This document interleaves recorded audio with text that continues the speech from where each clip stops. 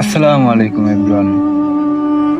কবরস্থানের দারোয়ান সিজন 2 1 নম্বর পর্ব নিয়ে আবার চলে আসলাম।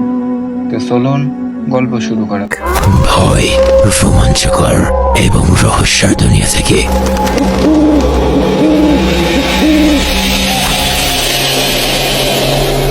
1 বছর আগে ওই অভিশপ্ত কবরস্থানে চাকরি ছেড়ে দিয়েছিলাম। এখন রাজশাহী শহরে রিক্সা চালাই, রাতে ডিউটিও করি না। কিন্তু প্রতি মাসে 15 তারিখ রাত 3টায় আমার ফোনে মিস কল আসে, ভয়েস মেল, শুধু ফিস ফিস করে, দারোয়ান আজ আবার 15 তারিখ রাত 2টা 50 মিনিট। ঘুম আসছে না, জানালা দিয়ে দেখি বাইরে কুয়াশা। হঠাৎ দরজা ঠক ঠক। আমি দরজা খুললাম, কেউ নাই, শুধু দরজার সামনে মাটি, আর মাটির উপরে একটা পুরনো তাবিজ। ওই তাবিজটাই যেটা 1 বছর আগে বটগাছের নিচে পাইছিলাম, কিন্তু তাবিজটা ফেটে 2 টুকরো। আমার বুক ধড়ফড় করতেছে। ফোন বাজলো, রাত 2টা 59 মিনিট। অচেনা নাম্বার, ধরলাম। ওপাশ থেকে ভারী গলায়, কামাল, তাবিজ ভেঙে গেছে, আমার 10 বছরের জেল শেষ, আজকে তোর পালা। ফোন কেটে গেল। বাইরে থেকে কুকুরগুলো একসাথে চিল্লালো।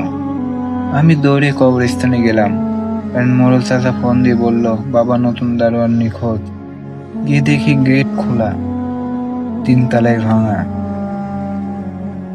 ভিতরে ঢুকতেই গন্ধ, পচা মাংসে, কবরের গন্ধ। টর্চ মারলাম, টিনের ঘর ফাঁকা। রেজিস্টার খাতা টেবিল খুলে দেখি নতুন নাম, রফিক দারোয়ান, 15 তারিখ। স্ট্রাস বকেয়া। হঠাৎ পিছন থেকে শব্দ, খসখস করে। বটগাছের দিকে তাকিয়ে দৌড় দিলাম। যা দেখলাম তাতে আমার পায়ের নিচ থেকে মাটি সরে গেল। বটগাছের নিচে গর্তটা আবার খুলে গেছে। আমার গর্তের ভিতরে থেকে উঠে আসতেছে ওই জমিদার, কিন্তু এবার সে একা না, তার পিছে 20-25টা লাশ।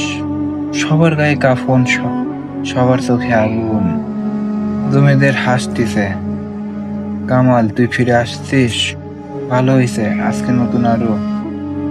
ওই নতুনটা 2 জন একসাথে পাবো। আমি চারপাশে তাকালাম, নতুন দাঁড়ান রফিক চাচা, মাটি পড়ে আছে। তার বুকের উপর বসে আছে একটা ছোট বাচ্চার লাশ, গলায় দাঁড়িয়ে। জমিদারের লাশগুলো আগুনের মতো জ্বলে উঠল। বিকট চিৎকার, আল্লাহর নাম, এই নাম নিস না। তারা সবাই মাটিতে মিশে গেল, শুধু বটগাছের ছায়া হয়ে গেল। আজান হলো, আল্লাহু আকবার। আকাশ ফর্সা হয়ে গেল। সকালবেলা পুলিশ এসে কিছুই পাইল না, শুধু ছাই আর একটা ভাঙা তাবিজ। আমি আর রফিক চাচা বেঁচে গেছি। 1 মাস পর, আজকে আবার 15 তারিখ রাত 3টা। আমার ফোনে আর মিস কল আসে না। কবরস্থানটা এখন সরকারি, বটগাছ কেটে মসজিদ বানানো হয়েছে। কিন্তু আজকে রাতে ঘুমের মাধ্যমে স্বপ্ন দেখলাম, একটা ছোট বাচ্চা মেয়ে, গলায় দাড়ি। সে বলতেছে, দারোয়ান কাকা আমাকে বাঁচান, এই বক্স 13 টাটকা। ঘুম ভেঙে গেল, কপালে ঘাম। তার মানে কি জমিদার শেষ, কিন্তু নদী এখনো মুক্তি পায় নাই? জমিদারকে শেষ করার 1 মাস পর আমি ভাবছিলাম সব শেষ, কিন্তু রাত 2টা 13 মিনিট ঘুম ভেঙে গেল। স্বপ্নে দেখলাম সেই ছোট মেয়েটা, গলায় দাড়ি, সাদা ফগ। সে কাঁদতেছে আর বলতেছে, দারোয়ান কাকা, এই বক্স 13-তে খুব অন্ধকার, আমাকে বাঁচান। আমি চিৎকার দিয়ে উঠলাম, কপালে ঘাম, ফোন হাতে নিলাম, একটা মিস কল। ভয়েসে সেই মেয়েরই কণ্ঠে, শুধু একটা বাচ্চার মেয়ে কান্না করছে। আর মনে পড়লো, বক্স 13, এটা তো লাশঘরের কাহিনী। নদীর লাশ এখানে আসলো কিভাবে? আর থাকতে পারলাম না।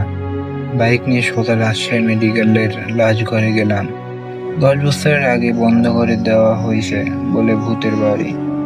সিগারেট আছে গেটের তালা, কিন্তু তালা ভাঙা। ভিতরে ঢুকতেই ঠান্ডা বরফের মতন। টর্চ মারলাম, 20টা ফ্রিজের বক্স ধুলা পড়ে আছে। সবার উপরে লেখা বক্স 13, লাশ কালি দিয়ে। আর নিচে লেখা খুলবে না। আমি সাহস করে বক্স 13 হাতল ধরলাম, খুলে গেল। ভিতরে কোনো লাশ নেই, শুধু একটা লাশ ভাঙা ছুরি আর দেওয়ালে আশ্রয় লেখা, আমাকে এখানে বন্দি করে রাখছে 10 বছর পর। বাবা, ক্ষমা করে দাও নদী। ঠিক তখনই পেছন থেকে বাচ্চার গলায় দারোয়ান কাকা। ঘুরে তাকালাম, নদী, সেই 7-8 বছরের মেয়ে, কিন্তু ওর গলায় কাটা, রক্ত পড়তেছে। ও পিছনে দাঁড়ানো ওর বাবা সজীব, চোখ লাল, হাতে দা। সজীব দাঁত কেলিয়ে বলল, তুই আবার আসছিস কামাল? আমার মেয়েকে মুক্তি দিবি? ওর দানের বদলে তোর দান লাগবে, ডিল? নদী কাঁদতে কাঁদতে বলল, কাকা, আমার বাবা তো আমাকে মারে নাই, জমিদার মেসেরে 10 বছর আগে আমাকে বলে দিয়েছিল। তারপর আমার বাবাকে দোষ দিয়ে জেলে দেয়। বাবা জেল পাগল হয়ে যায়। জমিদার আমার লাশ এই বক্স 13-তে তাবিজ দিয়ে বন্দি করে রাখছে, তাতে প্রতি 15 দিন একটা দারোয়ান দান খেয়েও বেঁচে থাকে। আমার মাথা ঘুরতেছে। তার মানে জমিদার মরে নাই, ও নদীকে দিয়ে খেলা করতেছে। সজীব চিৎকার করলো, হ্যাঁ, ওই জমিদার রুহে এখন এই লাশ ঘরে আছে। ওই তাবিজের টুকরা 2টা জোড়া লাগলেই ও আবার ফিরে আসবে। ফলারে তাকালাম, সত্যি 2 টুকরা তাবিজ নড়তেছে, আস্তে আস্তে কাছে আসতেছে। নদী আমার হাত ধরলো, ওর হাত বরফের মতো ঠান্ডা। কাকা, তাবিজটা ভেঙে ফেলেন, নাহলে ও ফিরে আসবে আর আমিও মুক্তি পাবো না। তাবিজ 2টা জোড়া লেগে গেল, ঘর কেঁপে উঠলো, দেওয়াল ফেটে গেল, আর ধোয়ার ভিতর থেকে বের হলো ওই জমিদার। কিন্তু এবার ওর শরীর অর্ধেক পোড়া, চোখ দিয়ে আগুন। 10 বছর পর আমি মুক্ত। আজকে এই লাশ ঘরে সবাইকে মারবো।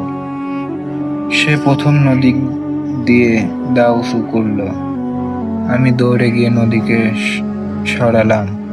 দা আমার কাঁধে লাগলো, রক্ত প্রচুর। নদী চিৎকার দিয়ে বলল, কাকা, না। ঠিক তখনই সজীব পিছন থেকে এসে কোরআন শরীফ জমিদারের মুখে ধরল। জমিদার গলে গলে পানি হয়ে গেল, শুধু চিৎকার, আমাকে জ্বালাস না। তাবিজটাও গলে পানি হয়ে গেল। নদী আমার সামনে হাসলো, গলা কাটা দাগ নাই। কাকা, ধন্যবাদ, আজকে আমি মুক্ত।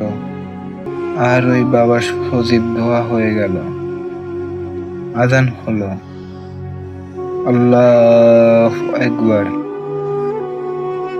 6 মাস পর আমার কাঁধের দাগ এখনো আছে। লাশঘরটা ভেঙে ফেলা হয়েছে, ওখানে একটা পাত। আজকে 15 তারিখ, রাত 3টা।